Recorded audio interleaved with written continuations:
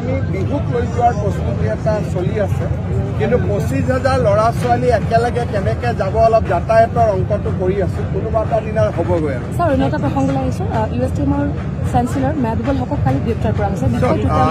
তেওঁলোকে কি কৰিছে, অসমৰ বিভিন্ন জাগাৰ পৰা তেওঁলোকে 243 গৰাকী ছাত্ৰ ছাত্ৰী মেডিকেল চিট আৰু CBSEৰ হায়াৰ ছেকেণ্ডাৰীত পাছ কৰাই দিম বুলি প্ৰলোভন দি নামভৰ্তি কৰোৱাইছিল। 2.5 লাখ টকা পৰ্যন্ত তেওঁলোকে ফিজ লৈছিল।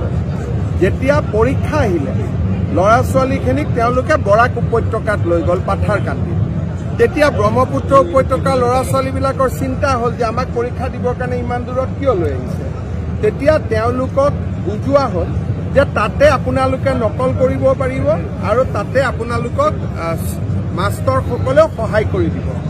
পিছত যেতিয়া চৰকাৰৰ পৰ্যবেক্ষণৰ কাৰণে নকল বা সহায় নাপালে, তেতিয়া এই 243 গৰাকী ছাত্ৰ ছাত্ৰীয়ে ওলাই আহি চৰকাৰক অভিযোগ দিয়ে। অভিযোগৰ তদন্ত কৰোঁ। মহিবুল হকৰ ডাইৰেক্ট হোৱাটছআপ মেছেজ আমি পাওঁ, এডমিট কাৰ্ড দিয়া গোটেই ঘটনাটোৰ লগত তেওঁ জড়িত থকা। গতিকে তেওঁক গ্ৰেপ্তাৰ কৰা হয়। 6টা বজাত আদালতত তেওঁক হাজিৰ কৰাব আৰু গোচৰটো আমি খুব ভাল কৰি চাওঁ। ইয়াৰ লগত মেডিকেল এডমিশ্যনৰো এটা ঘটনা লুকাই আছে।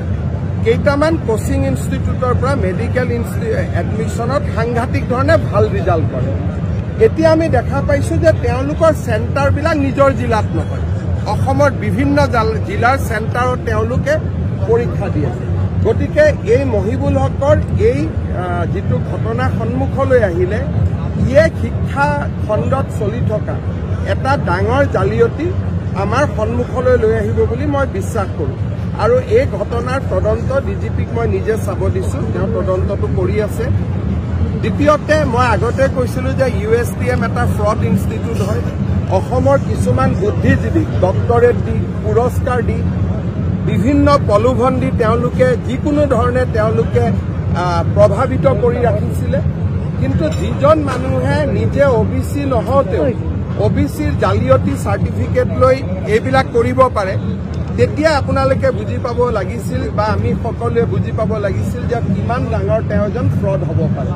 যি নহওক আগতে আহিব লাগিছিল, দেৰিকৈ হ'লেও তেওঁৰ গোটেই কেলেংকাৰীৰ কথা পোহৰলৈ আহিছে। চৰকাৰে গভীৰতলৈ গৈ ইয়াক তদন্ত কৰিব।